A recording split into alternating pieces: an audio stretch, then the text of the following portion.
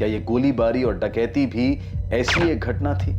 Investigation शुरू करने से पहले ही संजीव के पिता उसकी बुआ के लड़के बलराम जलोटा और बल्लू पर उंगली उठाते हैं, जो पहले से ही अपराधी था और एक मर्डर केस में अंडर ट्रायल था। हैरान करने वाली बात थी कि पूनम की तरफ से उसके भाई मनोज खोसला ने अपनी बहन पर हुए हमले के लिए संजीव को ही जिम्मेदार बताया। खबरी नदीम ने एक चौंकाने वाला खुलासा किया। उसने हमला करने वालों के नाम कमलेश रंजन और पंकज दास बताए। उसने पूनम के दोस्त मनीष कालरा का नाम भी सामने रखा, जो अमीर था और ब्याज पर पैसे देता था। संजीव का अफेयर था। इसका पता लगाने के लिए पूनम ने एक प्राइवेट डिटेक्टिव गिरीश रावत को हायर किया था। गिरीश रावत ने माहिरा तलवार नाम की लड़की से संजीव का अफेयर कंफर्म किया। अफेयर था? बिल्कुल था। चौंकाने वाली बात मनोज के बारे में भी पता चली कि उसका अपनी बहन के साथ झगड़ा था। मनोज, मुझे सिर्फ पैसे चाहिए, एनी हाउ। तुम बहुत सेल्फिश हो पूनम। पुलिस अब भी उस माहिरा तलवार तक नहीं पहुंची थी जिसका संजीव के साथ अफेयर था। अब आगे ये बता पाना मुश्किल, लेकिन इतना कंफर्म है कि पेशेंट सर्वाइव कर जाए। यमुना जी, यहाँ हॉस्पिटल में कोई माहिरा तलवार नाम की लड़की आई थी संजीव से मिलने? नहीं, पर ये माहिरा तलवार कौन है?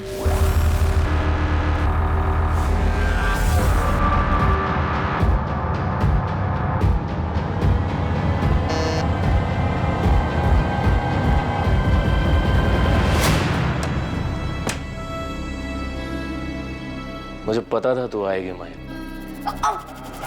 छोड़ो, छोड़ो। तुम सिर्फ जबरदस्ती कर सकते हो ना? जबरदस्ती हो या मर्जी से, मुझे कुछ फर्क नहीं पड़ता माहिरा। अगर मैं पुलिस को जाके ये बता दूं कि तुम मुझे हर्ट करने के लिए और मुझसे बदला लेने के लिए ये सब कर रहे हो तो? अरे शौक से जाओ। अरे तुम्हें तो जाने की भी जरूरत नहीं है। ये तुम्हारे फोन से पुलिस को फोन कर दो। मेरे पीछे टाइम और एनर्जी दोनों वेस्ट कर रहे हैं आप लोग। उस मनोज खोसला को उठाना चाहिए था आपको। पूनम के कहने पर तुमने किसे हायर किया था? इस सवाल का जवाब ये है कि ना तो मैंने किसी को हायर किया, ना ही पूनम के वाहियात ख्याल को पूरा करने में उसकी कोई हेल्प। मैं सब कुछ बताऊंगा आपको, लेकिन आप मेरी बात पे यकीन नहीं करेंगे। आप रिसोर्सेज वेस्ट करेंगे, मेरे पीछे खबरी लगाएंगे, कॉल डिटेल्स निकलवाएंगे, लेकिन आपको मिलेगा कुछ नहीं, क्योंकि मैंने जो कुछ किया है बड़ी सफाई के साथ किया है। सर, मैंने कुछ किया ही नहीं है। आप मनोज खोसला को उठाइए। ऐसा क्या जानते हो तुम मनोज खोसला के बारे में? शोर की दाढ़ी में तिनका, नर्वस है वो, उठाइए उसको। अच्छा, पूनम के बारे में एक बात और बताता हूं आपको मैं। पूनम गर्दन तक धसी हुई थी कर्जे में, 1 करोड़ से ज्यादा। वो सारा पैसा मनीष कार्ला नाम के बंदे से लेती थी। पूनम की गर्दन थी उसके हाथ में, तो पूनम के पास मनोज की गर्दन दबा के पैसे निकलवाने के अलावा कोई और रास्ता नहीं था। वो मनोज खोसला पे जोर दे रही थी कि वो फ्लैट बेचकर हिस्सा दे दे। फ्लैट की कीमत थी 1 करोड़ 25 लाख। मनोज, मुझे सिर्फ पैसे चाहिए, एनी हाउ, जरूरत है मुझे। अब चाहे तुम मार्केट रेट पे 50% कैश दो या फिर फ्लैट बेचकर मुझे पैसे दो। इस पड़ाव पर यह केस सबके सामने साफ था कि मनीष कालरा ने इस अपराध को अंजाम देने के लिए 2 हिस्ट्री शीटर्स को पैसे दिए थे। तकरीबन 60% फुटेजेस स्कैन कर रही हैं, पर बल्लू कहीं भी नहीं दिख रहा। ऐसे कहाँ जा सकता है कि किसी को दिखाई ना दे? आपको मेरा डीएनए सैंपल चाहिए, आपका भी और आपके हस्बैंड धीरज जलोटा जी का भी। पुलिस जसवंत और मनप्रीत को लेके गई। अब पुलिस को जसवंत और मनप्रीत से क्या चाहिए? गन सेलर उस्मान शेख की खबर हाथ लगी है। मेरी टीम वहाँ पहुँच रही है, मैं भी निकल रहा हूँ। तुम्हें यहाँ से कोई मदद चाहिए? नहीं, फिलहाल तो कोई हेल्प नहीं चाहिए। हम उस्मान को तो पकड़ ही लेंगे, उसे तोड़कर बल्लू का पता तो मिल ही जाएगा। सर, संजीव के फादर धनीराम को बल्लू का जो धमकी वाला कॉल आया था, बस इतना समझ लो कि बहुत साजें खींच ली हैं संजीव ने। अब और जीना है उसको तो मुझे पैसे दे दो। ट्रेस नहीं हो पाया? सब फेक है सर। आईडी एड्रेस सब फर्जी यूज हुआ है। संजीव की कंडीशन में कोई इंप्रूवमेंट हुई?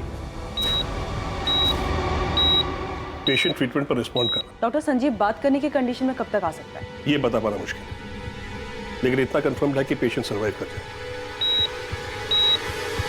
यमुना जी, यहाँ हॉस्पिटल में कोई माहिरा तलवार नाम की लड़की आई थी संजीव से मिलने?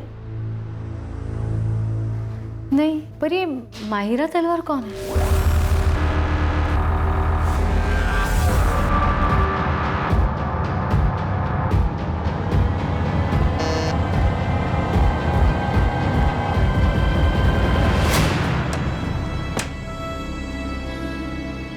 मुझे पता था तू आएगी माहिर। छोड़ो, छोड़ो। तुम सिर्फ जबरदस्ती कर सकते हो ना? जबरदस्ती हो या मर्जी से, मुझे कुछ फर्क नहीं पड़ता माहिरा। अगर मैं पुलिस को जाके ये बता दूं कि तुम मुझे हर्ट करने के लिए और मुझसे बदला लेने के लिए ये सब कर रहे हो तो? अरे शौक से जाओ। अरे तुम्हें तो जाने की भी जरूरत नहीं है। ये तुम्हारे फोन से पुलिस को फोन कर दो कि मैं तुम्हें परेशान कर रहा हूँ। क्या हुआ? अरे पकड़ो, डर क्यों रही हो? उस वीडियो में तुम्हारा ऑडियो एकदम क्लियर सुनाई दे रहा है माहिरा। तो अगर हमारी सारी दिक्कत ही पूनम है तो इस दिक्कत को जड़ से हटा देते हैं ना Sanjeev. Same coffee shop, same table, तुम्हारी आवाज एकदम क्लियर सुनाई दे रही है। शहर में बहुत सारी रॉबरीज हो रही हैं लेकिन अभी तक कोई पकड़ा नहीं गया है। तो ऐसी ही किसी एक रॉबरी में पूनम भी तो मर सकती है। मैंने उसे नहीं मारा है। तुम्हारा ये खूबसूरत चेहरा और जेल की सलाखें, कभी सोचा है तुमने जेल में पुलिस तुम्हारे साथ क्या क्या करेगी?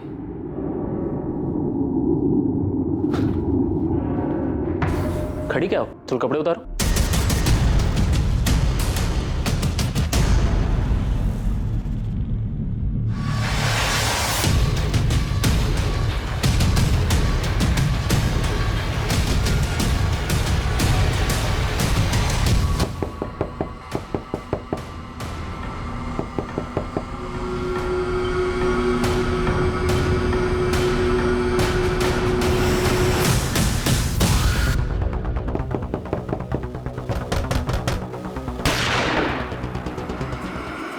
खेल खत्म उस्मान, गन नीचे रख दे, कोई होशियारी नहीं वरना यही ठोक दूंगा। 3 सेकंड है तेरे पास। 1 2 नीचे रख दे गन। रख नीचे गन।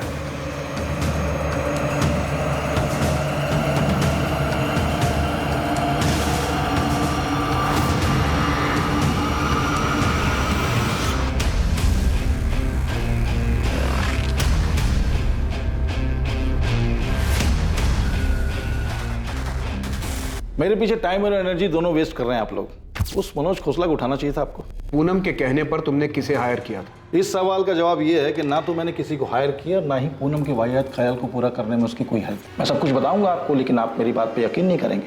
आप रिसोर्सेज वेस्ट करेंगे, मेरे पीछे खबरी लगाएंगे, कॉल डिटेल्स निकलवाएंगे, लेकिन आपको मिलेगा कुछ नहीं, क्योंकि मैंने जो कुछ किया है बड़ी सफाई के साथ किया है। सर मैंने कुछ किया ही नहीं है। आप मनोज खोसला को उठाइए। ऐसा क्या जानते हो तुम मनोज खोसला के बारे में? शोर की दाढ़ी में तिनका, नर्वस है वो, उठाइए उसको। अच्छा पूनम के बारे में एक बात और बताता हूं आपको मैं। पूनम गर्दन तक धसी हुई थी कर्जे में, 1 करोड़ से ज्यादा। वो सारा पैसा मनीष कार्ला नाम के बंदे से लेती थी। पूनम की गर्दन थी उसके हाथ में, तो पूनम के पास मनोज की गर्दन दबा के पैसे निकलवाने के अलावा कोई और रास्ता नहीं था। वो मनोज खोसला पे जोर दे रही थी कि वो फ्लैट बेचकर हिस्सा दे दे। फ्लैट की कीमत थी 1 करोड़ 25 लाख। मनोज मुझे सिर्फ पैसे चाहिए, एनी हाउ जरूरत है मुझे। अब चाहे तुम मार्केट रेट पे 50% कैश दो या फिर फ्लैट बेचकर मुझे पैसे दो। इतना सब कुछ जानते हो तो ये बात पहले क्यों नहीं बताई गिरीश? सर आप इन्वेस्टिगेशन करते हैं तो थोड़ी बहुत इन्वेस्टिगेशन हम भी कर देते हैं। आपके ऑफिसर से जब बात हुई तब मैंने ठान लिया कि इस किलर को मैं भी ढूंढूंगा, और ढूंढना शुरू भी कर दिया। आपके ऑफिसर को मैंने संजीव का दूसरा नंबर दिया, चेक कीजिए। देखिए माहिरा तलवार को ढूंढिए सर, उसके चैट मैसेज चेक कीजिए। सर मैं दावे के साथ कह सकता हूं कि पूनम ने ये प्लान रचा ही नहीं। रूट दिखाने का कोई एंगल था ही नहीं। सर ये बात तो कोई भी अपनी परेशानी में अपने पर्सनल भड़ास निकालने के लिए कर सकता है, और पूनम ने भी सिर्फ और सिर्फ सोचा ही था, और वो इसलिए क्योंकि वो काफी डिस्टर्ब थी अपने पति और माहिरा के अफेयर को लेकर। आप मनोज खोसला को उठाइए, शायद कोई ठोस लीड दे दे आपको। और वैसे मैं तो आपके लिए अवेलेबल हूं 24/7। Thank you.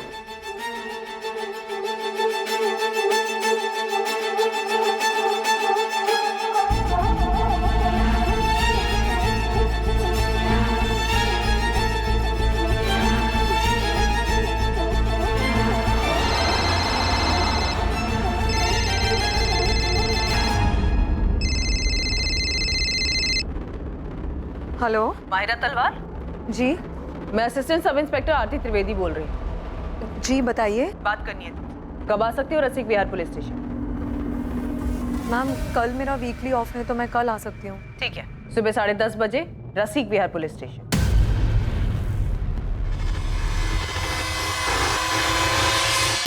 सर ये है कमलेश रंजन का नंबर। सर पर मैं जो करवाना चाहता था वो ऐसे नहीं होना था। तो और क्या क्या करना चाहता था मनीष कालरा? सर पूनम के घर पे अटैक का प्लान था ही नहीं, और प्लान में उसके हस्बैंड संजीव को किसी भी तरह का हार्म पहुंचाने का कोई इंटेंशन नहीं था हमारा। क्योंकि सर उससे मेरी कोई दुश्मनी है ही नहीं। सर मैं मानता हूँ कि मैंने पूनम को मारने के लिए कमलेश को सुपारी दी थी, लेकिन ये काम ऐसे नहीं होने वाला था। सर कमलेश ने मुझे बताया था कि वो इसे रोड एक्सीडेंट में करेगा, उसके घर पे नहीं, ताकि पूनम का मर्डर एक हादसा लगे। पूरा प्लान रेडी है सेठ, कुछ ही दिनों में आपका काम हो जाएगा। अब तक तो काम हो जाना चाहिए था ना कमलेश। पूनम मुझे आए दिन धमकी दे रही है, मैं नहीं चाहता कि वो पुलिस के पास जाए। और एक तो तुम्हारा प्लान है कि अरे सेठ आप बेफिक्र रहिए, पूरी फील्डिंग हो चुकी है। पूनम कब पार्लर जाती है, किस रास्ते से घर जाती है, सब पता चल गया। किलिंग भी नहीं लगेगी, पूरा का पूरा एक्सीडेंट ही लगेगा। सर कमलेश ने बताया था कि वो एक काम रोड एक्सीडेंट में करेगा, पर जो हुआ वो प्लान का हिस्सा था ही नहीं। मेरा भरोसा कीजिए सर। तेरा भरोसा करे मनीष कालरा? मर्डर की सुपारी दी है तूने और उस हिस्ट्री शीटर ने तुझे एक्सीडेंट बताया। उस हिस्ट्री शीटर की बात का भरोसा करें हम? साले कमलेश रंजन को भी लटकाऊंगा और साथ में तुझे भी। पूनम के मर्डर के बाद इसी नंबर पे बात हुई थी तेरी कमलेश के साथ? ये नंबर तो बंद है। उसने नहीं मारा है पूनम को। इनफैक्ट पूनम के मरने के बाद वो बाकी के पैसे तक लेने नहीं आया। और हम इस पर विश्वास कर लें? मैं सच कह रहा हूँ सर, ये किसी और का काम है। मैं सिर्फ पूनम को मरवाना चाहता था, क्योंकि तंग आ गया था मैं उससे। एक तो मेरे लोन के 1.5 करोड़ रुपए नहीं लौटा रही थी, और ऊपर से सर इस 2 नाव की सवारी में मेरा जीना मुश्किल हो गया था। फंस गया था सर मैं। तुमने आज तक एक भी इंस्टॉलमेंट नहीं लौटाया है। पर हम तो लवर्स हैं ना मनीष। हाँ लेकिन ये लोन हमारे लवर्स वाले एंगल का हिस्सा नहीं है पूनम। तुम ये कैसी बातें कर रहे हो मनीष? पूनम मुझे मेरे पैसे वापस चाहिए। मैंने वो पैसे तुम्हें एज ए लोन दिए थे। मनीष दोनों पार्लर को मिलाकर भी कुछ खास रिटर्न नहीं आ रहा है, इसीलिए मैंने दिवाली पर हैवी डिस्काउंट ऑफर रखा है। क्या पता बिजनेस पिक कर जाए। और ये बात तुम्हें मुझसे ज्यादा अच्छे से पता है कि मार्केट स्लो डाउन है। इसलिए तो पैसे वापस मांग रहा हूँ पूनम। मैं मार्केट से अलग नहीं हूँ, मुझे भी पैसों की जरूरत है। पर अचानक ये पैसों की बात कहाँ से आ गई मनीष? क्या मैं तुम्हें वो सब कुछ नहीं दे पाई जो तुम्हें खुशी दे सके, जो तुम्हें चाहिए था? तो मुझे कोई एक तरफा नहीं मिला है पूनम, तुम्हें भी मुझसे वो सारी खुशियां मिली हैं। तुम्हें हो क्या गया है मनीष? पूनम आज के बाद हम ऐसे नहीं मिलेंगे। आज ही आखिरी था, आज के बाद इट्स स्ट्रिक्टली बिजनेस। तुम प्लीज मेरे पैसे लौटा दो और भूल जाओ कि हमारे बीच में कुछ हुआ भी था। Avantika, am I right? उसी की वजह से तुम मेरे साथ ये कर रहे हो ना? तुम तो गए मनीष। बेस्ट लॉयर हायर करूंगी और रिद्धि मेरे साथ रहेगी, और एलिमनी में इतना पैसा मांगूंगी ना कि तुम सड़क पर आ जाओगे। अवंतिका मैं सिर्फ सो रहे थे ना उसके साथ? मैं बहक गया था अवंतिका। पूनम बस मेरी क्लाइंट है। लेकिन अब तुम उसके क्लाइंट हो, होटल में उसके साथ गुलछरे उड़ाते हो ना। अब ये बात मैं सबको बताऊंगी, रिद्धि को भी और कोर्ट को भी। अवंतिका हम बस फिजिकल हुए थे। एक बार डाइवोर्स हो जाए फिर मैं भी ढूंढ लूंगी किसी, सिर्फ फिजिकल होने के लिए। अवंतिका चिल्लाओ मत, रहो उसी के पास। शादी करो या बाहर में जाओ, मैं तुम्हें रास्ते पर ला दूंगी, बर्बाद करके छोड़ूंगी। अवंतिका को अचानक सब कुछ पता चल गया, इसलिए अचानक तुम मुझे छोड़ रहे हो। अवंतिका मेरी वाइफ है, मेरी फैमिली है, और हम दोनों के बीच में जो हो रहा है वो कभी खत्म नहीं हो सकता मनीष। तुम कैसी बात कर रही हो पूनम? तुम्हारी खुद की फैमिली है, हस्बैंड है। हस्बैंड, राइट, हस्बैंड जिसका अफेयर किसी और के साथ चल रहा है। अरे तो उसमें मैं क्या करूं पूनम? देखो तुम प्लीज मेरे लोन के पैसे मुझे लौटा दो और भूल जाओ कि हम एक दूसरे को कभी जानते भी नहीं। हम दोनों के बीच जो कुछ हुआ उसमें हम दोनों की मर्जी थी, तो जब चाहो तुम मुंह उठाकर सब कुछ खत्म नहीं कर सकते। सर घर पे अवंतिका मुझे धमका रही थी और बाहर पूनम। सर अवंतिका तो मेरी वाइफ है, मैं उसे नहीं छोड़ सकता था, पर पूनम ने तो सारी लिमिट्स क्रॉस कर दी थी सर। मैं तुम्हें बर्बाद कर दूंगी मनीष, कहीं का नहीं छोड़ूंगी तुम्हें। ये सही नहीं है पूनम, तुम मेरे साथ थी क्योंकि तुम्हें भी अच्छा लग रहा था, पर अब नहीं। मुझसे भागना इतना भी आसान नहीं है मनीष। मैं तुमसे भाग नहीं रहा हूँ। मैं भागने भी नहीं दूंगी मनीष। अगर तुम्हारी वाइफ तुम्हें कोर्ट में ले जाने की धमकी दे रही है तो मैं तुम्हें पुलिस स्टेशन लेके जाऊंगी। लेकिन मैंने तुम्हारा किया क्या है पूनम? रेप किया है तुमने मेरा मनीष। नहीं, इनोसेंट मत बनो। तुमने मुझे लोन दिया, उसे वापस लेने के लिए तुम मुझे ब्लैकमेल कर रहे हो और जबरदस्ती रेप करना। बस यही बात मैं पुलिस स्टेशन जाके बोल दूंगी। तुम ऐसा नहीं कर सकती पूनम। मैं बिल्कुल कर सकती, इनफैक्ट मैं ऐसा ही करूंगी। मैं दोनों के बीच में पिसता जा रहा था सर, लेकिन अपनी फैमिली की कसम खा के कह रहा हूँ कि मैंने ये नहीं करवाया। ये डिसाइड हुआ था कि कमलेश इस हादसे को एक्सीडेंट का रूप देगा, पर यहाँ तो रॉबरी और मर्डर हुआ है सर। सर ये किसी और का काम है। सर अभी जो नंबर मैंने आपको दिया था सर, जब पूनम के मर्डर की खबर आई थी ना, तो मेरी इसी नंबर पर कमलेश से बात हुई। ये क्या कर दिया कमलेश? दिमाग खराब हो गया है। ये खबर पढ़ के मैं खुद हैरान हूँ सेठ। तुमने क्या कहा था? उसका एक्सीडेंट होगा। अरे सेठ हमने कुछ किया ही नहीं है। झूठ मत बोलो। मैं क्यों झूठ बोलूंगा सेठ? मैंने सुपारी उठाई, काम किया होता तो आपको फोन करता, बैलेंस पेमेंट लेने आता, और हमने तो एक्सीडेंट सोचा था ना। पर किसी टेढ़ी खोपड़ी ने घर में घुस के मार दिया तुम्हें। सर मैं कसम खा के कह रहा हूँ कि मैंने सुपारी दी थी, लेकिन प्लान एक्सीडेंट का ही था। साले तेरे जैसे मास्टरमाइंड और कमलेश जैसे हिस्ट्री शीटर पर भरोसा करने लगे ना, तो हमें नौकरी छोड़ के घर बैठ जाना चाहिए।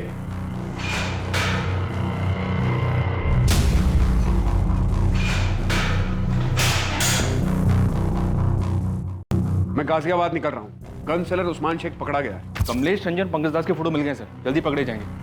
आरती को मायरा और संजीव के चैट मैसेजेस मिले हैं। मायरा को बुलाया इंक्वायरी के लिए। उधर भी कोई प्लानिंग चल रही थी? अभी तक पिक्चर क्लियर नहीं है सर। संजीव और मायरा का भी अफेयर चल रहा था। पूनम से छुटकारा पाने की बात चल रही थी। जितने लोगों का पता चला सबके पास अपना अपना मोटिव था, सब अपनी अपनी प्लानिंग में लगे थे। सर ये पूनम का भाई मनोज खोसला, इसको भी उठवाता हूँ। इस रॉबरी कम मर्डर के पीछे के षड्यंत्र की दस्तक हर तरफ से आ रही थी। इल्जाम किसी पर भी लगाया जा सकता था, या तो पूनम पर जो मर चुकी थी, या फिर संजीव पर जो बेहोशी की हालत में था। हर एक का मकसद और इरादा बिल्कुल फिट हो रहा था, लेकिन असली गुनहगार अब भी पहुंच के बाहर था। मैंने बल्लू को .25 कोलेट गन बेची थी, ये मैं यादव साहब को पहले ही बता चुका हूँ। लेकिन ये वाला कांड किसने किया ये मैं नहीं जानता। मैं बस गन बेचता हूँ साहब, उसे चलाने का काम नहीं करता। बल्लू को कितनी गन्स बेची है? 2। कब? ये कोई 1 महीना पहले। मतलब उसके बेल पे बाहर आने के बाद? हाँ। कहाँ? अबे बाजार मत लगाओ उस्मान, सीधा वो .25 कोलेट निकालो और साथ में 20 गोलियां। लग रहा है जज गई हाथ में। कहा था ना मक्खन है मक्खन। मक्खन तो है। सुनो साथ में उसको वो साइलेंसर भी देना। एक या दोनों के लिए? दोनों के लिए। 2 साइलेंसर्स खरीदे थे उसने? जी, 2 .25 कोलेट गन, 20 गोलियां और 2 साइलेंसर्स। ये सारा सामान बल्लू ने करीब 1 महीना पहले खरीदा है। मनोज को उठा लिया सर, उसे भी इंटरोगेट करूंगा। कर लो जायसवाल, लेकिन हमारा प्राइम सस्पेक्ट बल्लू ही है। मनीष कालरा भी शायद सच बोल रहा है कि उसने प्लान किया था सुपारी किलर कमलेश के साथ मिलकर, लेकिन काम जरूर बल्लू ही कर गया। सर मुझे माहिरा के चैट्स मिले, संजीव और किसी शोएब नाम के बंदे के साथ उसके जो चैट्स हैं उनसे काफी कुछ मिला है। शोएब के मैसेजेस से ये लग रहा है कि शोएब माहिरा को ब्लैकमेल कर रहा है। तो उसने मैसेज भेजा कि मैं अच्छी तरह जानता हूँ कि तुमने कैसे प्लान बनाया और कैसे अंजाम दिया। मैं उन दोनों को भी अच्छे से जानता हूँ जिसे तुमने भेजा था, फोन करो मुझे। अभी शोएब कौन है? सर ये तो वही बताएगा। मैंने 2 कांस्टेबल भेजे उसे उठाने के लिए। और सर इन मैसेजेस से ये लगता है कि शोएब काफी कुछ जानता था और इसी वजह से वो माहिरा को ब्लैकमेल कर रहा था। ये हो क्या रहा है? मनीष का पूरा चिट्ठा खुलता है, वो एक्सीडेंट का प्लान बताता है। बल्लू का सब कुछ क्लियर दिखाई दे रहा है, गन्स खरीदना, साइलेंसर खरीदना, और अब ये शोएब और माहिरा की नई एंट्री हो रही है। सर इस केस में सबकी किसी न किसी से रंजिश रही है। यहाँ तक कि पूनम और संजीव के बीच भी कुछ भी ठीक नहीं था। सब लोग बस एक मौके की तलाश में थे। दिल्ली और उसके आसपास के इलाकों में बलराम जलोटा उर्फ बल्लू की बड़े पैमाने पर तलाश शुरू हुई। माहिरा तलवार के एंगल को भी अनदेखा नहीं किया जा सकता। उसके चैट मैसेजेस से साफ पता चल रहा था कि वो भी पूनम से छुटकारा पाने की फिराक में थी। संजीव जो उन हमलावरों के बारे में बता सकता था, वो अब भी बेहोश था। यार संजीव को होश ही नहीं आ रहा है। परेशानी की तो बात। यार वो ऐसे ही रहेगा क्या पूरी लाइफ? नहीं यार ऐसे मत, सब ठीक हो। यमुना, संजीव के अकाउंट में तो सिर्फ 6 लाख रुपए और वो बल्लू 15 लाख रुपए के लिए उसके पीछे पड़ा हुआ। संजीव देता भी तो कैसे? कैसी हालत में पहुंचा दिया हमारे बेटे को। डॉक्टर भी कुछ बता ही नहीं रहे संजीव को कब होश आए। बोल रहे बाकी सब ठीक है। जब सब ठीक है तो वो होश में क्यों नहीं आ रहा है? संजीव चोपड़ा के माता पिता इस बात से चिंतित थे कि संजीव को कब होश आएगा और कब उसकी हालत फिर पहले जैसी सामान्य होगी। वहीं दूसरी ओर पूनम के माता पिता अब भी अपनी बेटी को खोने के गम से उभर नहीं पाए थे, और ना ही उनके परिवार को यह अंदाजा था कि संजीव और पूनम के बीच वास्तव में हालात कितने बिगड़ चुके थे। हाँ, मेरे और पूनम के बीच में फ्लैट को लेकर नोकझोंक हुई थी, लेकिन इसका मतलब ये नहीं है सर कि आप उसके मर्डर को लेकर के मुझ पे शक करें। मैंने संजीव का नाम लिया, इसलिए आप मुझसे पूछताछ करें। तुमने संजीव पर तो आरोप लगाया, पर अपने झगड़े के बारे में कुछ नहीं पता। अभी तुम ये बताओ, पूनम के साथ झगड़े की वजह कोई और भी थी क्या? बिजनेस में लॉसेस की वजह से पूनम को फ्लैट में हिस्सा चाहिए। वो फ्लैट जो मेरे फादर पहले ही मेरे नाम कर चुके थे, और तुम उसे कुछ देना नहीं चाहते थे, और अब तो देने की जरूरत भी नहीं पड़ेगी। वो तो रही नहीं। कैसी बात कर रहे हैं आप? मैं अपनी बहन पूनम को क्यों मारूंगा सर? पूनम ने मुझे कॉल किया था ये बताने के लिए कि उसे संजीव से डर लगने लगा है। संजीव उसे मारने की प्लानिंग कर रहा है, और अब संजीव के फादर बीच में बल्लू का नाम घुसेड़ रहे हैं। सर आप ही सोचिए, बल्लू क्यों मांगेगा 15 लाख? एक शोषण मांगने वाले को ये पता होता है कि सामने वाला पैसे दे पाएगा या नहीं दे पाएगा। संजीव का रियल एस्टेट का बिजनेस बिल्कुल ठंडा चल रहा है, और उधर पूनम, सर पूनम ने भी जो 3rd ब्रांच खोली थी अपने पार्लर की, उससे भी कोई खास रिटर्न नहीं आ रहा था। सर पूनम ने बहुत पैसे लोन पे लिए हुए थे, और लाखों रुपए तो उसने संजीव को दिया था। उसके पैसे भी रख लिए और उसका मर्डर भी कर दिया संजीव ने। मर्डर करने का प्लान हमें तुम्हारी बहन की तरफ से भी मिला है। मिला होगा सर, और भी बहुत कुछ मिला होगा। संजीव और पूनम के अफेयर्स भी मिले होंगे, लेकिन सच सामने है सर। आज संजीव जिंदा है और मेरी बहन मर गई। अगर मेरी बहन ने ये प्लान किया होता तो आज वो जिंदा हो। सर, आपको मेरे बारे में जो पता करना है, जिससे पूछताछ करनी है कर लीजिए, लेकिन सच यही है जो मैं कह रहा हूं। इन सब के पीछे संजीव है सर। गोली गलती से संजीव पे चल गई होगी और वो विक्टिम बन गई। कहो तो तुम्हारे और संजीव के सारे मैसेजेस दिखाऊं? काफी परेशान थे तुम दोनों। पूनम संजीव को नहीं छोड़ रही थी। तुम्हें लगा हॉस्पिटल नहीं जाओगी तो पुलिस के रडार से बच जाओ। मैम, हॉस्पिटल जाती भी तो क्या करती? संजीव से मिलने से पहले मुझे 1000 सवाल के जवाब देने पड़ते। संजीव और मैंने कई बार डिस्कस किया कि हम आगे क्या करेंगे, लेकिन संजीव में कभी हिम्मत ही नहीं थी कि वो सीधा सीधा जाके पूनम से बात कर सके। तुम उसे बता क्यों नहीं देते कि तुम किसी और के साथ रहना चाहते हो? पूनम ना बहुत पजेसिव।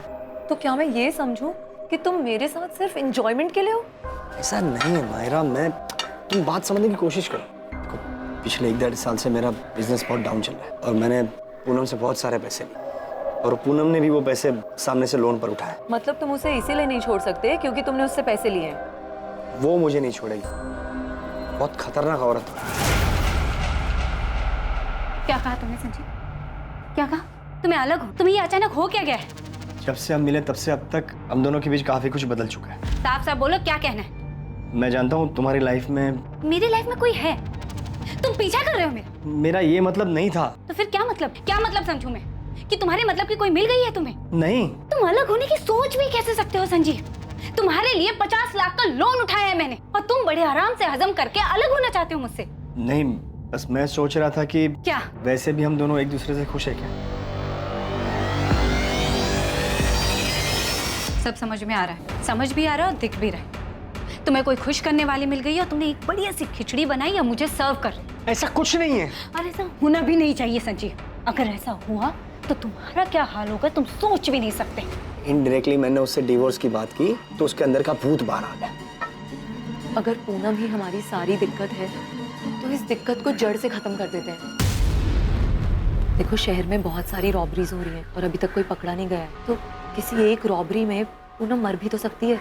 नहीं मायरा, ये सॉल्यूशन नहीं है। इससे तो सब बर्बाद हो जाएगा।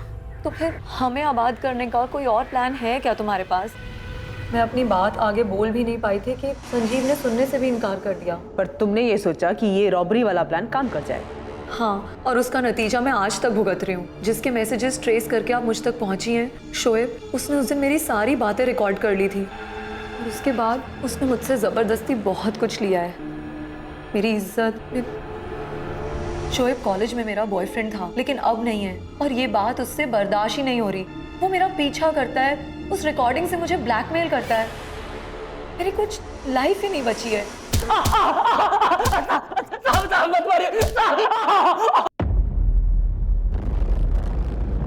सब जानता है ना तू? बोल संजीव चोपड़ा के घर में डाका किसने डाला? किसने डाका डाला? मैडम, मुझे कुछ नहीं पता। मुझे सच में कुछ नहीं पता। तूने माहिरा को ब्लैकमेल किया, उसे होटल में बुलाया, ब्लैकमेल करके उसे यूज किया। मैडम, मैं तो उससे प्यार करता हूँ मैडम। अली, इसको प्यार कहते हैं? प्यार कहते हैं इसे? बता, वो दोनों किलर्स कौन थे? किसने भेजा था उन्हें? माहिरा ने? बोल। मैडम, मुझे सच में कुछ नहीं पता मैडम। मैंने तो बस संजीव और माहिरा की बातें सुनी थी और माहिरा को वापस पाने के लिए मैंने उनका वीडियो बनाया और उसको ब्लैकमेल करने लगा। मुझे माफ मैडम, मैं आपके पैर पकड़ के माफी मांगता हूँ। मैं माहिरा के भी पैर पकड़ के माफी मांग लूंगा। प्लीज मुझे मत मारिए मैडम, प्लीज मुझे माफ कर दीजिए मैडम, प्लीज मुझे माफ कर दीजिए। सर, ये मनोज इस केस में फिट ही नहीं बैठता है। इसके पेरेंट्स तो ये सुनकर शॉक्ड हो गए थे कि भाई बहन के बीच फ्लैट को लेकर झगड़ा चल रहा था। माहिरा से भी कुछ पता नहीं चला। तो शोएब कन्फेस कर रहा है, वो माहिरा को सिर्फ ब्लैकमेल कर रहा था, कोई एंगल नहीं है। तब तो एक ही एंगल बचता है, बल्लू का। सबसे पहले उसी का नाम आया था, सब फिट बैठता उस पर। हाँ नदीम, बोल। बल्लू की कोई खबर? बल्लू की तो खबर नहीं मिली साहब, पर ये मनीष ने जिसको सुपारी दी थी कमलेश रंजन, वो वापस लौटा है। यहाँ हुसैन नगर में किराए पे कमरा उठाया है। तू नजर रख, मैं पहुंचता हूँ अभी। सर, ये कमलेश रंजन वापस लौटा है। उठाओ उसे। ये तो साफ है कि पूनम चोपड़ा को मारने की सुपारी मनीष कालरा ने दी थी, लेकिन उसका कहना है कि मर्डर उसकी सुपारी पर नहीं हो। मनीष तो है हमारे पास लॉकअप। एक बार कमलेश हाथ लग जाए तो पता चल जाए कि कमलेश के दिमाग में क्या चल रहा है। कहीं उसने मनीष से कुछ झूठ तो नहीं बोला? ठीक है, मैं बात करता हूँ।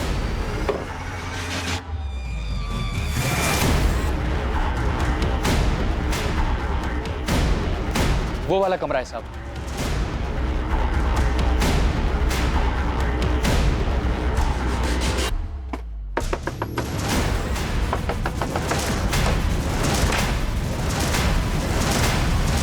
हमारा निशाना कभी नहीं चूकता कमलेश रंजन। तुमने जो किया है उसे भुगतना तो पड़ेगा मनीष। तुमने अपनी कब्र खुद खो दी है। माफ कर दो मुझे, मैं तो बस सब पहले जैसा ठीक करना चाहता था। पहले जैसा अब कुछ नहीं रहा मनीष, सब कुछ बिगड़ चुका है। ये दरार तुमने पैदा की, खूनी बन गए तुम। कहाँ है तेरा साथी पंकज? पता नहीं साहब, ये कांड होने के बाद हम अपने अपने रास्ते निकल गए। उसके बाद बात नहीं हुई हमारी। वो कोलकाता की तरफ गया था। कैश कितना था और गहना कितना मिला? काहे का कैश? अबे वो कमलेश, ज्यादा होशियारी मत कर, समझा? वो मनीष हमारे हाथ में है, प्लान जानते हम। 3-4 और रॉबरी तेरे नाम पे डाल देंगे, गोली मार देंगे, कोई नहीं आएगा तुझे पूछने कमलेश। हाँ साहब, आप कर सकते हो, पर मुझे मारने से असली मुजरिम तो नहीं मिलेगा ना। मैं खुद हैरान हूँ। मनीष सेठ से सुपारी मैंने उठाया था। मैं और पंकज ये काम 16 तारीख को करने वाले थे। एक्सीडेंट के लिए हमने गाड़ी भी जुगाड़ लिया था, पर उससे पहले ही 14 की रात को कोई ये कांड कर दिया। तो सुपारी गैंग में तुझे खबर नहीं मिली कि एक ही आदमी की डबल सुपारी बट रही है? नहीं पता चला साहब, जितनों को जानता हूँ पूछ पूछ के थक गया हूँ।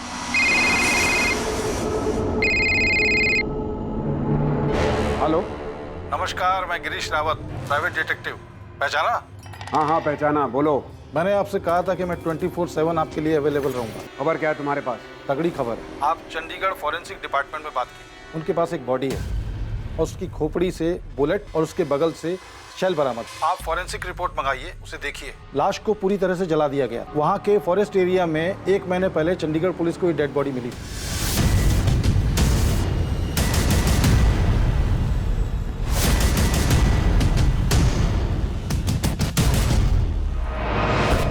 ये चंडीगढ़ वाले मर्डर केस में बुलेट .25 कॉलेट गन से चलाई गई। तुम्हें कैसे मालूम कि .25 कॉलेट गन हमारे केस में भी शामिल है? थैंक यू इंस्पेक्टर, आप तो तारीफ करेंगे नहीं तो सोचा मैं ही थैंक यू बोल देता हूँ। वैसे ये इन्फॉर्मेशन मुझे अपने चंडीगढ़ नेटवर्क से मिली थी। और आज तक चंडीगढ़ पुलिस को ये नहीं मालूम कि डेड बॉडी किसकी है। शायद ये इन्फॉर्मेशन आपके कुछ काम आ जाए। 2 .25 कोलेट गन, 20 गोलियां और 2 साइलेंसर्स। ये सारा सामान बल्लू ने करीब 1 महीना पहले खरीदा है। जी सर, जंगल में मिली थी बॉडी 17 सितंबर की बात, एकदम जली हुई कंडीशन। आज तक पहचान नहीं हो पाई विक्टिम की, वैसे पहचानना मुश्किल है। ये मर्डर बलराम जलोटा उर्फ बल्लू का ही काम होगा। हाँ, दिल्ली पुलिस हेडक्वार्टर से वांटेड लिस्ट आई, उसमें फोटो मिला है उसका। बल्लू हमारे यहाँ से wanted, murder cum robbery case. Murder में यहाँ जो गन यूज हुई है वो .25 कॉलेट गन, शायद तुम्हें भी यही मिला। हाँ यही है। बुलेट विक्टिम के स्कल से रिकवर हुआ था और सेल भी वहीं पास में पड़ा। FSL के पास ही है वो, और रिपोर्ट दी है उन्होंने कि गोली .25 कॉलेट गन से ही चली थी। मुझे FSL से वो बुलेट चाहिए। मेरा ऑफिसर अंकुर सिन्हा ये कोऑर्डिनेट करेगा। बुलेट आपको मिल जाएगी सर। क्राइम सीन और बंट बॉडी के फोटो भी हैं हमारे, पर बॉडी हमने क्रिमिनेट कर, पर विक्टिम का DNA प्रिजर्व्ड है। आइडेंटिटी ट्रेस करने में दिक्कत इसलिए आ रही है क्योंकि कोई मिसिंग रिपोर्ट ही मैच नहीं हो पा रही है। एक अनजान आदमी की चंडीगढ़ में हुई हत्या और उस हत्या में इस्तेमाल की गई गन का संजीव और पूनम के घर पर हुई डकैती और हत्या के केस से निश्चित तौर पर संबंध था। मगर इन कड़ियों को जोड़ पाना और प्राइम सस्पेक्ट बलराम जलोटा और बल्लू तक पहुंच पाना पुलिस के लिए आसान साबित नहीं होने वाला। इस मामले में हॉस्पिटल से अभी कुछ और चीजें सामने आनी थी, जहां संजीव चोपड़ा धीरे धीरे रिकवर हो रहा था। सर, एक गुड न्यूज है। ये खबर मैंने आपको पहले इसलिए नहीं दी बिकॉज मैं आपको डिसअपॉइंट नहीं करना चाहता। संजीव चोपड़ा को होश आ गया डॉक्टर? जी हाँ, 3 दिन पहले। अब संजीव बात करने की कंडीशन में है, लेकिन मैं आपको 5 मिनट से ज्यादा अलाउ नहीं कर सकता। इन्वेस्टिगेटिंग टीम को उम्मीद थी कि संजीव चोपड़ा होश में आकर उन्हें हमलावरों के बारे में बताएगा, कोई जानकारी या सुराग देगा। लेकिन क्या वाकई ये जानकारी कुछ अलग साबित होने वाली थी, जो कि इन्वेस्टिगेटिंग टीम को पहले से नहीं पता था? संजीव,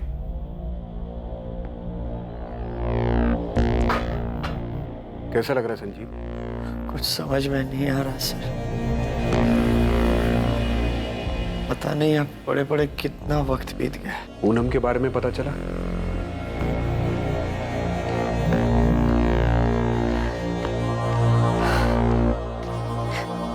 मुझे यकीन नहीं हो रहा मैं कैसे बच गया। तुम्हारे फादर ने तुम्हारे कजन बल्लू का नाम लिया, वो धमका रहा था तुम्हें? हाँ सर, बल्लू ने ही धमकी दी। मुझे क्या पता था वो सच में ऐसा कुछ करेगा। पक्का वो बल्लू ही था? हाँ सर, वो बल्लू ही था। अरे कौन है भाई?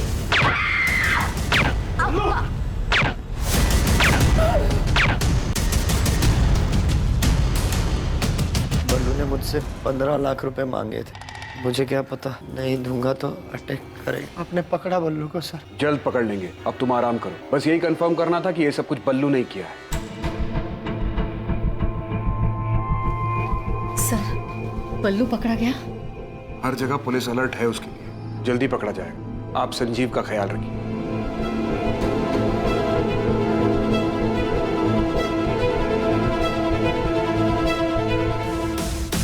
दोनों भाई हैं, जसवंत गिल बड़ा और मनप्रीत गिल छोटा है। ऑलमोस्ट हर दिन दिखते हैं हॉस्पिटल में दोनों। संजीव और ये दोनों भाई ग्वालियर में एक साथ ही बड़े हुए हैं। ग्वालियर में संजीव के ग्रैंडफादर थे। सर, संजीव के कॉल रिकॉर्ड्स में भी दोनों का नाम था। कुछ ठोस मिला है चंडीगढ़ केस में। वो बुलेट शेल एफएसएल ने भेजा है मुझे। उसी गन से चली या उनमें से किसी एक गन से? ये अभी नहीं बता सकता, लेकिन जो बुलेट शेल है उसमें सीरीज नंबर है। वो उसी सीरियल नंबर के आसपास की है जो हमें संजीव के घर से मिली थी। 20 गोलियां खरीदी थी बल्लू ने। भाई बाजार मत लगाओ उस्मान, सीधा वो .25 कोलेट निकालो और साथ में 20 गोलियां। थैंक्स अंकुर, शायद इस चंडीगढ़ वाली इन्फॉर्मेशन से बल्लू का कुछ पता चले। सर, महीने भर से हम हर जगह हर पुलिस स्टेशन में तलाश रहे हैं। एक भी मिसिंग कंप्लेंट मैच नहीं हो रहा है। आपके बोलने के बाद हमने सबको दोबारा से सारी डिटेल भेजी। सतीश, तुम चंडीगढ़ के 16 और 17 सितंबर के सीसीटीवी फुटेजेस दे सकते हो, खासकर टोल नाका और सारे एंट्री एग्जिट पॉइंट्स के? ठीक है, 1-2 दिन दो, मुझे भिजवाता हूँ।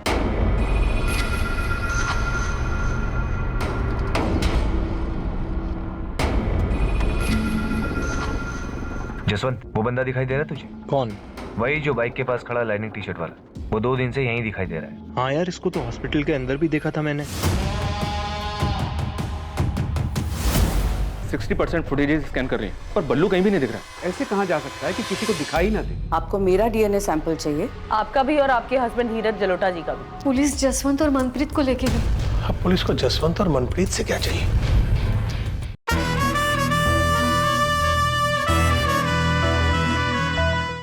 हाँ, मनप्रीत और जसवंत संजू के बचपन के दोस्त हैं। हाँ, पूछा था मैंने, बताया उन दोनों ने। पर आप उनके बारे में क्यों पूछ रही हैं? ऐसे ही पूछताछ करने की तो आदत है हमारी। वैसे धनीराम जी, आप मुझे बताइए कि जसवंत और मनप्रीत को कैसे पता चला कि संजीव हॉस्पिटल में है और उसकी वाइफ पूनम की डेथ हो गई है? आपने फोन किया था? जी नहीं, उन्होंने फोन किया था। सर, चंडीगढ़ के सीसीटीवी फुटेजेस के तकरीबन 60% फुटेजेस स्कैन कर रही हैं, पर बल्लू कहीं भी नहीं दिख रहा है। डबल मर्डर केस में बल्लू पकड़ा गया, अंडर ट्रायल था। 2 महीने पहले वो बेल पर बाहर आया। पहले महीने वो रेगुलर गाजियाबाद जेल में जाके हाजिरी देता रहा। उसके बाद वो वहां नहीं गया। 14 सितंबर लास्ट डेट थी जब वो हाजिरी देने गया था। उसके बाद से बल्लू किसी को दिखाई नहीं दिया। संजीव के घर कांड होने के बाद ना हमें दिखाई दे रहा है, ना चंडीगढ़ के सीसीटीवी फुटेज में दिखाई दे रहा है। ऐसे कहां जा सकता है कि किसी को दिखाई ना दे? एक काम करो, संजीव के दोनों दोस्त जसवंत और मनप्रीत, इनको उठा लो। क्या पूछना है बाद में देखेंगे। जी सर। और बल्लू की माँ उषा, देखते ही गोली मार दीजिए बल्लू, मेरा बेटा नहीं है वो। उनको उठाना नहीं, उनका डीएनए सैंपल चाहिए। बल्लू किसी को दिखा नहीं और शायद अब दिखेगा भी। आपको मेरा डीएनए सैंपल चाहिए, आपका भी और आपके हस्बैंड धीरज जलोटा जी का भी। क्यों? उषा जी, हमें डाउट है कि बल्लू मर चुका है। इन्वेस्टिगेटिंग टीम को अपराध का षड्यंत्र समझ आने लगा था। क्या हुआ यमुना? वो पुलिस जसवंत और मनप्रीत को लेके गई। अब पुलिस को जसवंत और मनप्रीत से क्या चाहिए?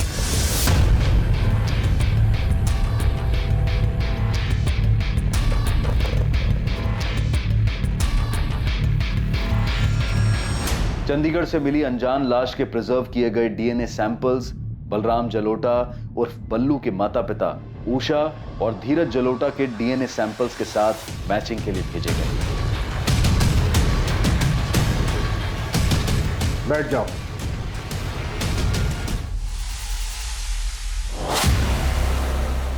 सिर्फ एक बार पूछूंगा, ये जली हुई बॉडी बल्लू की है ना? भूल के ना तो बोलना ही मत। सीसीटीवी में देखे हो तुम दोनों। हमारी मार झेल नहीं पाओगे, फिर आवाज नहीं, चीख निकलेगी।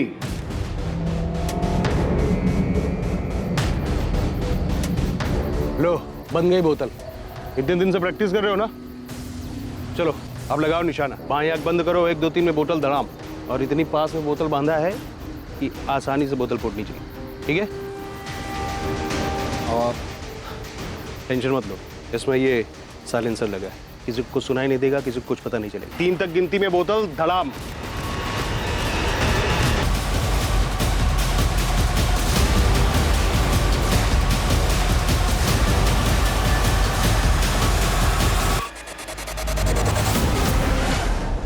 कौन है? कौन है ओए? कौन है? सर प्लान हमारा नहीं था सर, हमें तो सिर्फ पैसे मिलने वाले थे और घर में कोई लूट भी नहीं हुई थी।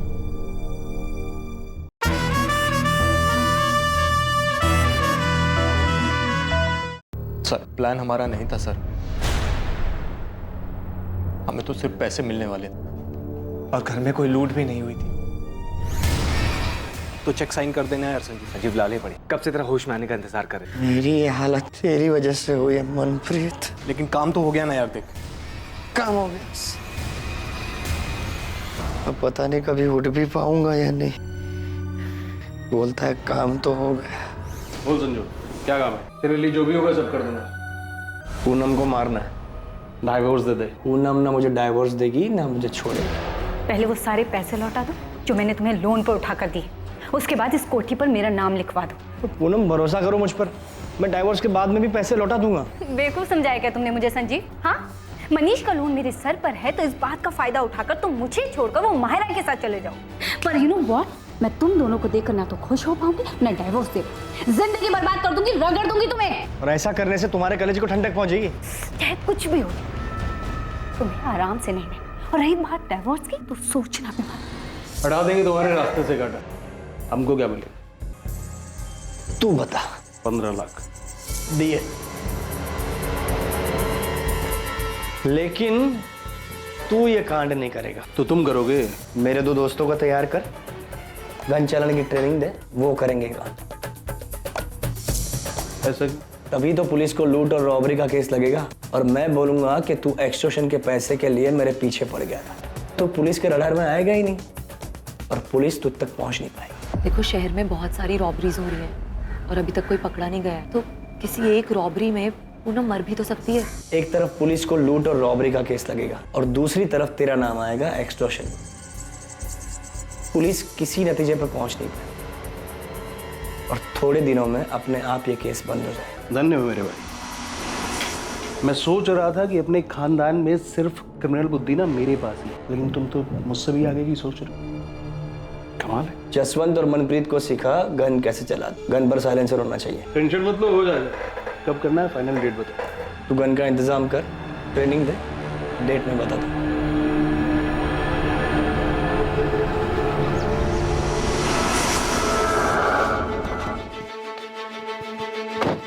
सुनो, तुम दोनों को बल्लू के साथ चंडीगढ़ जाना होगा। तुम्हारी ट्रेनिंग वहां पर होगी, ठीक? और मनप्रीत, तुम्हें मुझ पर गोली चलानी। बल्लू तुम्हें बताएगा कि मुझे गोली कहाँ लगनी चाहिए, जहाँ लगने से मैं सेफ रहूंगा। और ध्यान से, कोई रिस्क नहीं चाहिए। Don't worry. और जसवंत, बल्लू तुम्हें बताएगा कि पूनम को गोली कहाँ लगनी चाहिए, जहाँ लगने से वो बचनी नहीं चाहिए। जिस दिन ट्रेनिंग खत्म होगी उस दिन बल्लू को गुरु दक्षिणा देना भूलना। गोली सीधे सर में लगनी चाहिए। बल्लू को मारना है? बचना नहीं चाहिए। लेकिन क्यों संजीव? क्योंकि बल्लू मेन सस्पेक्ट होगा और पुलिस उसे ढूंढने के लिए जमीन आसमान एक कर देगी। उसे मारने के बाद इतनी अच्छी तरह से जलाना ताकि कोई पहचान ना सके। और पुलिस के हाथों सस्पेक्ट लगेगा ही नहीं, केस अपने आप बंद हो जाएगा। कितने पैसे देने वाला था संजीव? सर 5 लाख। पर गलती हो गई मेरे हाथ से। 2 ही गोली चलानी थी, लेकिन गलती से 3 गोली चल गई संजीव पर, और वो भी गलत जगह। कौन है?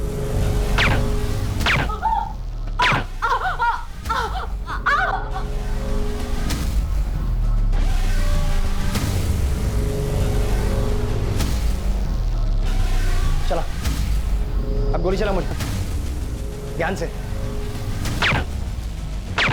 अबे, 3 गोली क्यों चला दी? भाई गलती से चल गए भाई। संजीव, संजीव, संजीव, उठ संजीव, संजीव, संजीव। तुझे ट्रेनिंग भी दी थी ना। 2 गोली बोला था, तूने 3 गोली चला। गिनती भी नहीं आती कि कुछ और प्लान कर रहा था तू? संजीव ऐसा नहीं है यार, गलती से चल गई थी, जानबूझ के नहीं किया। गलती हो गई यार, समझना है। फुटो यहाँ से। जब मैं ठीक हो जाऊंगा तब पैसे की बात करेंगे। जाओ, निकलो यहाँ से। सर हमसे तो दोस्ती यारी में हो गया सर, आज तक कोई पैसा नहीं मिला सर, इसीलिए इतने दिन से हॉस्पिटल के चक्कर काट रहे हैं। पैसा नहीं, किलो के हिसाब से चार्जेस लगेंगे दोनों पर। ये तो नहीं पता तू कब फिर से ठीक होगा संजीव चोपड़ा, पर जब भी चलने फिरने लायक होगा तब हम लेंगे तेरी कस्टडी। डिवोर्स के लिए कोर्ट जाता, उसमें कम दिमाग खर्च होता तेरा। इतना दिमाग बेवकूफी वाले काम में लगा दिया और क्रिमिनल बन गया तू।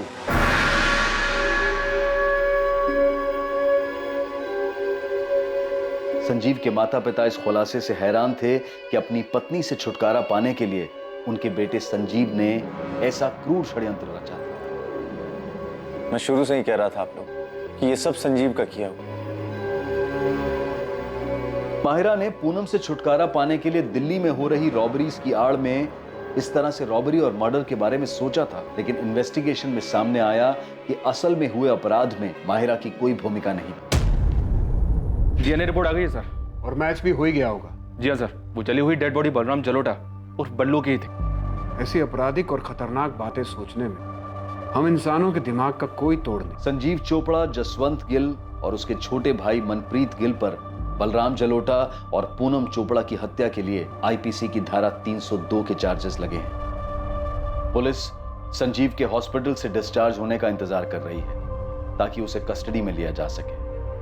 न जाने ऐसे कितने ही उदाहरण जहां किसी अपराध को अंजाम देने की लोगों की बेवकूफी भरी सोच उन्हें अपराध के ऐसे रास्ते पर धकेल देती है जहां उनकी इच्छाओं के विपरीत ताउम्र उन्हें इसके नतीजों का सामना करना पड़ता है और वो सलाखों के पीछे पहुंच जाते हैं। फिर भी बार बार यही देखने को मिलता है कि जुर्म की सोच कई लोगों के दिमाग में पनपती ही रहती है। ऐसे मूर्खतापूर्ण अपराध के बारे में सोचते वक्त दिमाग इतना मजबूत कैसे हो जाता है, और वही दिमाग किसी टकराव की स्थिति से बाहर निकलने का आसान सा रास्ता खोजते वक्त इतना असहाय क्यों हो जाता है। डिवोर्स लेकर अलग होने में तकलीफ हो सकती है, लेकिन इससे किसी की जान नहीं जाएगी, न खुद की और न ही किसी और की। जुर्म की अंधी गली के आखिर में सिर्फ अंधेरा ही मिलता है और साथ ही मिलता है अपराधी होने का अभिशाप और बचे हुए जीवन को पछतावे में काटने की सजा।